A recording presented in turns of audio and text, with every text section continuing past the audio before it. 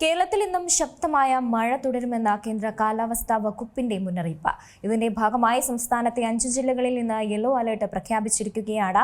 അതേസമയം തെക്കൻ അറബിക്കടലിന് മുകളിലായി രൂപപ്പെട്ട ചക്രവാത ചുഴിക്ക് പുറമെ മധ്യകിഴക്കൻ അറബിക്കടലിന് സമീപത്തായി മറ്റൊരു ചക്രവാത ചുഴിയും കേരള തെക്കൻ തമിഴ്നാട് തീരത്തോട് ചേർന്ന ന്യൂനമർദ്ദ പാത്തിയും രൂപപ്പെട്ടതാണ് മഴ ശക്തമാകാൻ കാരണം.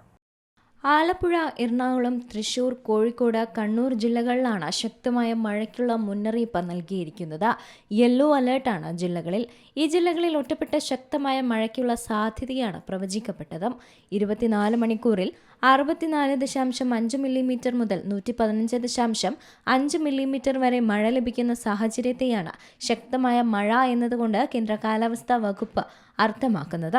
ഇടിമിന്നലോടുകൂടിയ മഴയാണ് പ്രതീക്ഷിക്കേണ്ടത്. മെയ് 26 മുതൽ കേരളത്തിൽ കാലവർഷം ആരംഭിക്കും എന്നാണ് കാലാവസ്ഥാ നിരീക്ഷണ കേന്ദ്രം അറിയിച്ചത്.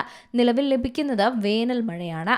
ഞായറാഴ്ച പത്തനംതിട്ട, ആലപ്പുഴ, കോട്ടയം, ഇടുക്കി, എറണാകുളം, തൃശൂർ, മലപ്പുറം, കോഴിക്കോട് എന്നീ ജില്ലകളിലും തിങ്കളാഴ്ച ആലപ്പുഴ, ഇടുക്കി, എറണാകുളം, തൃശൂർ, മലപ്പുറം ജില്ലകളിലും ചൊവ്വാഴ്ച ആലപ്പുഴ, ഇടുക്കി, എറണാകുളം, തൃശൂർ, കണ്ണൂർ, കാസർഗോഡ് ജില്ലകളിലും കാലാവസ്ഥാ വകുപ്പ് യെല്ലോ അലേർട്ട് പ്രഖ്യാപിച്ചിട്ടുണ്ട്.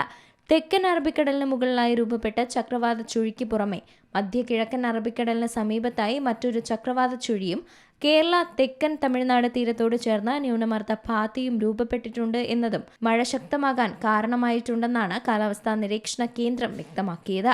മഴയ്ക്കൊപ്പം ശക്തമായ കാറ്റിനുള്ള സാധ്യത കൂടിയുണ്ട്.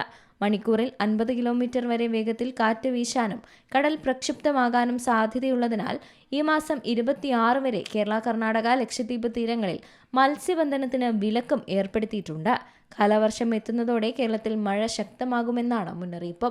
തെക്കൻ തമിഴ്നാട് തീരം, ഗൾഫ് ഓഫ് മന്നാർ, കന്യാകുമാരി പ്രദേശം, ലക്ഷദ്വീപ് പ്രദേശം, അതിനോട് ചേർന്ന മാലിദ്വീപ് പ്രദേശം, തെക്ക് കിഴക്കൻ അറബിക്കടൽ, തെക്കൻ ബംഗാൾ ഉൾക്കടൽ എന്നിവിടങ്ങളിൽ മണിക്കൂറിൽ 40 മുതൽ 50 കിലോമീറ്റർ വരെയും ചില അവസരങ്ങളിൽ മണിക്കൂറിൽ 60 കിലോമീറ്റർ വരെയും വേഗതയിൽ ശക്തമായ കാറ്റിനും മോശം കാലാവസ്ഥയ്ക്കും സാധ്യതയുണ്ടെന്നാണ് മുന്നറിയിപ്പ്.